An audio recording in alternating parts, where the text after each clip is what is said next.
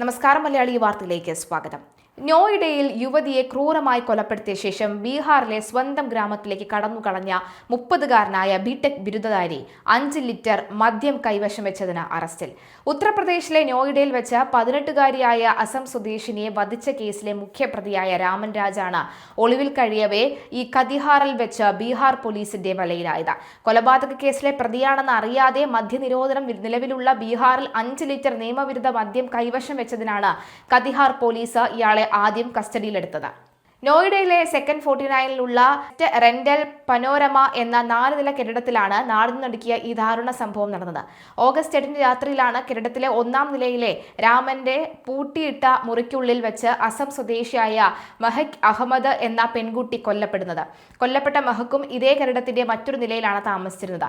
ഇരുവരും തമ്മിൽ അടുത്ത സൗഹൃദം ഉണ്ടായിരുന്നുവെന്നും പതിവായി കാണാറുണ്ടായിരുന്നുവെന്നും പോലീസ് വ്യക്തമാക്കിയിട്ടുണ്ട്. ഓഗസ്റ്റ് 11 തിങ്കളാഴ്ച ഉച്ചയോടുകൂടിയാണ് കെട്ടിടത്തിന്റെ ഉടമ രാമന്റെ മുറിയിൽ നിന്നും അസഹ്യമായ ദുർഗന്ധം വമിക്കുന്നതായി പോലീസിനെ അറിയിച്ചത്. വിവരമറിഞ്ഞ് സ്ഥലത്തെത്തിയ പോലീസ് സംഘം മുറിയുടെ വാതിൽ പൊളിച്ച് അകത്ത് കടന്നപ്പോഴാണ് രക്തത്തിൽ കുളിച്ചു കിടക്കുന്ന യുവതിയുടെ മൃതദേഹം കണ്ടത്. മൃതദേഹത്തിന് ദിവസങ്ങളുടെ പഴക്കം ഉണ്ടായിരുന്നു.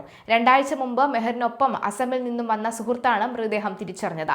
മെഹിക്കിന്റെ ശരീരത്തിൽ ഗുരുതരമായ നിരവധി പരിക്കുകളും മുഖത്തടക്കം 8ഓളം ആഴത്തിലുള്ള മുറിവുകളും ഉണ്ടായിരുന്നു. ആക്രമണത്തെ തുടർന്നുണ്ടായ ആഘാതമാണ് മരണകാരണമെന്ന് ബുധനാഴ്ച പുറത്തുവന്ന പോസ്റ്റ്മോർട്ടം റിപ്പോർട്ടിൽ വ്യക്തമാകുന്നു. സംഭവത്തിന് ശേഷം മുറി പുറത്തുനിന്നും പൂട്ടി സ്ഥലം വിട്ട രാമൻ രാജിനെ കേന്ദ്രീകരിച്ചാണ് പോലീസ് അന്വേഷണം ആരംഭിച്ചത്. വെള്ളിയാഴ്ച രാത്രിയും ശനിയാഴ്ച പുലർച്ചെയുമായി നടന്ന വഴക്കിനെ തുടർന്നാണ് കൊലപാതകം നടത്തിയതെന്ന് ചോദ്യം ചെയ്യലിൽ പ്രതി സമ്മതിച്ചു. തീപ്പെട്ടി ചോദിച്ച മെഹക്ക് തന്റെ മുറിയിലെത്തിയെന്നും തുടർന്നുണ്ടായ തർക്കമാണ് കൊലപാതകത്തിൽ കലാശിച്ചതെന്നുമാണ് ഇയാൾ പോലീസിനോട് പറഞ്ഞത്. കൊലപാതകത്തിന് ശേഷം തെളിവ് നശിപ്പിക്കുന്നതിന്റെ ഭാഗമായി ഇരുവരുടെയും മൊബൈൽ ഫോണുകൾ താമസ സ്ഥലത്തിന് പുറത്തുള്ള ഓടയിൽ ഉപേക്ഷിക്കുകയായിരുന്നു എന്നും അയാൾ പറഞ്ഞു.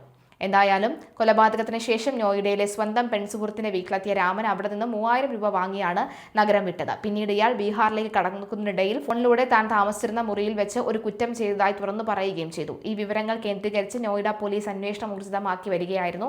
സംഭവത്തിന് ശേഷം ഒളിവിൽ പോയ രാമനെ തിരഞ്ഞ് നോയിഡ പോലീസിന്റെ ഒരു പ്രത്യേക സംഘം ഇയാളുടെ ജന്മനാടായ കതിഹാറിലെ നയാധോരിയിലേക്ക് തിരിച്ചിരുന്നു. പ്രതിയുടെ കൃത്യമായ സ്ഥലം കണ്ടെത്തി അറസ്റ്റ് ചെയ്യുന്നതിന് തൊട്ട് മുൻപാണ് ബീഹാർ പോലീസ് ഇയാളെ മറ്റൊരു കേസിൽ അകത്താക്കിയത്.